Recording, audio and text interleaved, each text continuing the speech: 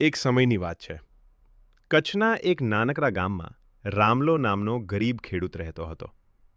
તેની પાસે થોડી જમીન હતી, પરંતુ સતત દુષ્કાળ અને વરસાદના અભાવે પાક બગડી જતો. ઘરમાં અન્ન નહોતું, બાળકો ભૂખ્યા રહેતા. છતાં રામલો રોજ મનથી સિકોતર માતાનું સ્મરણ કરતો. એક વર્ષે તો હાલત બહુ ખરાબ થઈ ગઈ.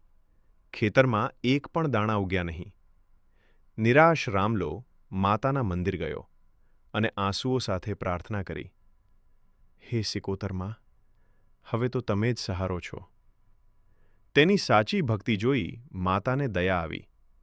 એ જ રાત્રે માતા રામલાના સ્વપ્નમાં આવ્યા અને કહ્યું, ડર ન રાખ, તું આવતીકાલે ખેતરમાં જઈને ફરી બીજ વાવી દે અને પૂરા વિશ્વાસથી મહેનત કર.